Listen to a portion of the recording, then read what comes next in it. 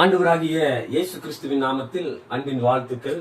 சங்கீதம் 5வது சங்கீதம் 3வது வசனத்திலே, கர்த்தாவே காலையிலே என் சத்தத்தை கேட்டருளுவி, காலையிலே உமக்கு நேரே வந்து ஆயத்தமாகி காத்திருப்பேன் என்று சொல்லி சங்கீதக்காரன் சொல்லுகிறார்.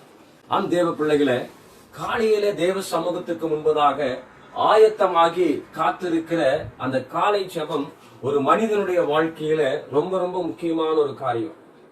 தேவனுடைய திட்டத்தை நீங்களும் நானும் நிறைவாக செய்து முடிக்க வேண்டும் என்று சொன்னால், சாத்தானுடைய சகல சதி திட்டங்களையும் உடைத்தெறிய வேண்டும் என்று சொன்னால், அந்த காலையிலே தேவனோடு கூட உறவாடி பலனை பெற்றுக் கொள்ளுகிறவர்களாக நீங்களும் நானும் காணப்பட வேண்டும். வசனம் சொல்லுகிறது, அதிகாலையில் என்னை தேடுகிறவன் கண்டடைவான். அப்ப அதிகாலை வேளையில தேவனை தேடும் பொழுது ஒரு புது பலனை கர்த்தர் உங்களுக்கும் எனக்கும் தருகிறார். இயேசு கிறிஸ்துடைய ஊழிய நாட்களிலே, அவர் பூமியிலே மனிதனாய் வாழ்ந்த நாட்களிலே, அதிகாலையிலே இருட்டோடு எழுந்து ஜெபம் பண்ணும்படியாய் ஒரு மலைக்கு போனார் என்று சொல்லி அந்த அதிகாலை ஜெபத்தை குறித்து அநேக இடங்களிலே நீங்களும் நானும் பார்க்கலாம். ஏனென்று சொன்னால், இயேசு கிறிஸ்துவானவர் தேவனுடைய திட்டத்தை செய்வதற்கு அந்த அதிகாலை ஜெபம் ஒரு பெரிய துணையாக, ஒரு பலனாக காணப்பட்டது. இதை கேட்டுக்கொண்டிருக்கிற அன்பான கர்த்தருடைய பிள்ளைகளே, ஒருவர் நம்முடைய வாழ்க்கையில தேவ திட்டத்தை செய்ய முடியல, அடிக்கடி பிசாசுடைய சூழ்ச்சிகளில் விழுந்து விடுகிறோம், அடிக்கடி நம்முடைய வாழ்க்கையில சில சறுக்கல்கள் ஏற்படுகிறது என்று சொல்லி கலங்கி கொண்டு இருக்கிறேன் சொன்னால்,